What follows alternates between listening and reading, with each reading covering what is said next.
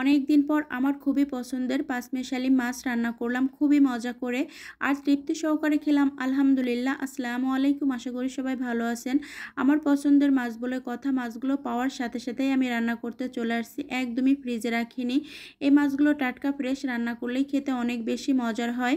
আর এই বেলে মাছ রান্নাতে সবসময় আমি কাঁচামরিচ, পেঁয়াজ আর তেলের পরিমাণটা একটু বেশি দিই। এটা দিলে কিন্তু মাছ রান্নাতে অনেক বেশি মজার হয়।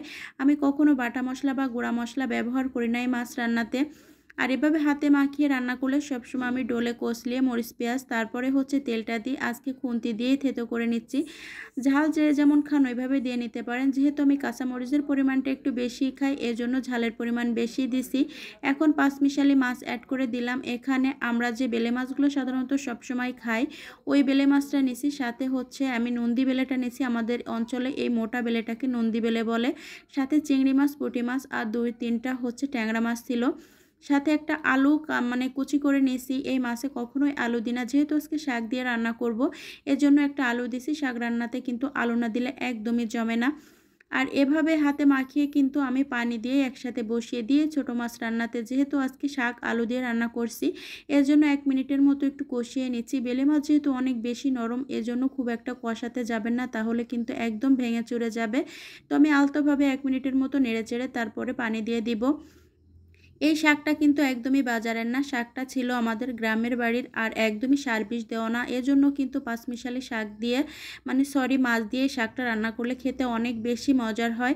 আর মাছগুলোও ছিল আমাদের বাড়ির। এই যে মাছটা দেখছেন, এই বেলে মাছের সাইজটা কিন্তু মাশাআল্লাহ মোটামুটি বড়ই ছিল। অনেক দিন যাবত আমার এই বেলে মাছ খাইতে মন চাচ্ছিল। আপনাদের ভাইয়াকে বলছিলাম বাজার থেকে এনে দিতে, সে বাজারে গিয়ে দেখে এই মাছের সাইজ, এর দাম নাকি 700 টাকা করে কেজি। আমাকে ফোন দিয়েছিল, আমি মানা করছি যে একদমই আনার দরকার নাই, আমাদের ঘেরে যখন জাল দিবে তখন অনেক পাওয়া যাবে। তো 15 থেকে 16 দিন পরে আমাদের ঘেরে জাল দেয় আর এই মাছগুলো পাই, সাথে সাথে আমার আম্মু পাঠায় দেয় আর তখনই আমি রান্নাটা বসিয়ে দিই। যেহেতু আমার অনেক বেশি পছন্দ এই মাছগুলো, আমার কিন্তু বড় মাছ কখনোই খেতে ভালো লাগে না, ছোটো মাছগুলো আমি অনেক বেশি পছন্দ করি। আর এই শাকগুলো দেখছেন একদমই গলতে সময় লাগবে না, যেহেতু বাড়ির শাক কোনো রকম কোনো সার বিষ দেওয়া নেই। ন্যাচারাল জিনিস কিন্তু দেখতেও শান্তি আর খাইতে অনেক বেশি ভালো লাগে। তো এই যে এখানে একটা সমস্যা হয়ে গেছে রান্নাতে, আমি ছোট্ট একটা তাওয়া নিয়েছি, এজন্য কিন্তু কড়াইতে একদমই আটে নাই, ঝোল পড়ে যাচ্ছিল, যার জন্য আমি বড় একটা কড়াই নিয়ে তাতে ঢেলে দিয়েছি আর খুব একটা পানি দেইনি, এরকম দেখাচ্ছে। আর এই শাকে কোনো রকম কোনো পানি রাখবো না। আমার আম্মুকে ছোটোবেলা থেকে দেখে আসছি শাক রান্নাতে কখনো কোনো ঝোল রাখে না, একদম গা মাখা মাখা থাকে, ওইটা দিয়ে ভাত মেখে খেতে অনেক বেশি পছন্দ করে। এক একজনের রান্না বাড়া এক এক ধরনের। তো আজকের রান্নাটা কেমন হলো অবশ্যই কমেন্টস করে জানাবেন। আর এই পাঁচমিশালি মাছ কে কে খেতে পছন্দ করেন অবশ্যই জানাবেন। তো সবাই ভালো থাকবেন, সুস্থ থাকবেন, আল্লাহ হাফেজ।